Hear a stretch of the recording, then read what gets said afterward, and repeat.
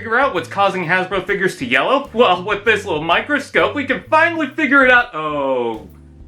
Oh, you don't want to know. If the 1986 animated theatrical film, The Transformers the Movie, was somewhat based on Star Wars, I think that makes Perceptor the C-3PO of the cast. While he had been in episodes predating the film, he still played a decent part. One of the smartest Autobots known, Perceptor has a thirst for knowledge and learning new things, even if that means he will eventually over-explain to his fellow Autobots to the point where he needs to slow down.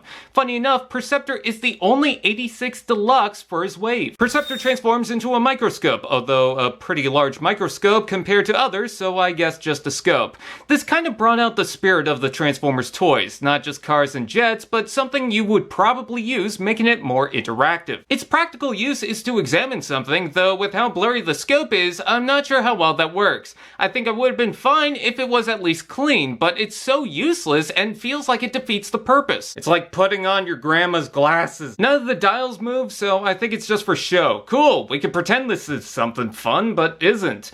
I guess it could work with the other Autobots, so that's something. And you can place something on the base to check out. I don't hate it, but I think the focus was just making Perceptor and less about the microscope functions. The legs can be adjusted, and you can take blast effects on the front, or even weaponize them for the hell of it. I do like the sculpt work, centering the scope, with blue paint covering where the hands would be. Geez, we couldn't do something with the head? That's depressing. Stop looking at me, Perceptor. No, enough of that.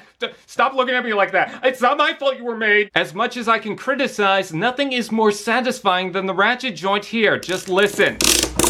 That's some ASMR going on. You can add the gun to wherever, doesn't really matter, though I guess you could try to cover part of the face. You can fold up the legs and tap them in, referencing the original toy's tank mode. Gun plugs on the side as a minigun, it's a thing I guess. I mean, they sculpted treads, but you can tell they were insecure about the microscope selling. Hey kids, wanna look at bugs or go pew pew? I like the idea of the truck mode from Reveal the Shields, yet I feel the microscope made Perceptor a standout figure. But I feel without the functions by itself, it just stands there, but he does look pretty nice. Robot mode.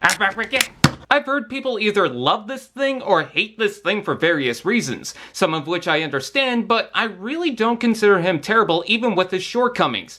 At least I don't hate him as much as Optimus Prime. Actually, I think he looks really good, aside from the gap on the back. A lot of the plastic is a softer material, not like the Red series, but that, combined with the clean design elements, make him look like he jumped out of the cartoon. However, it's not like it changes the lens and the scope. This is way too long to fit in the package, so they added an extra joint to fold it back. I love the screen over the symbol, the clean-cut shapes, the defined colors. I don't even mind the gap in the arm, but that rarely bothers me. The head sculpt is fine for me. I think the helmet pretty much nails the rounded shape, and the face is painted pretty well. It's harmless, a lot less controversial than others. Did someone say, articulation?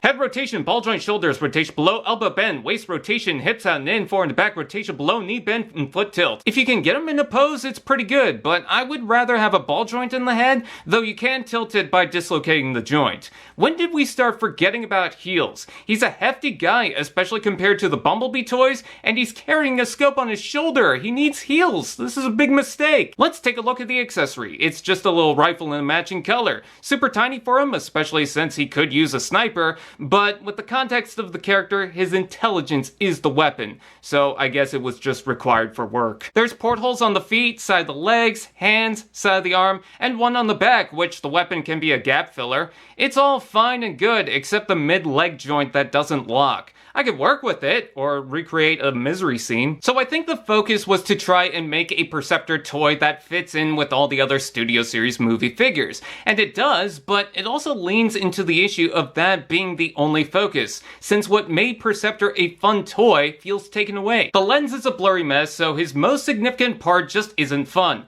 I think he's a really good basic figure representing the character, so I understand why people either like him or don't. Just know exactly what he offers before getting the figure. R2-D2, where are you?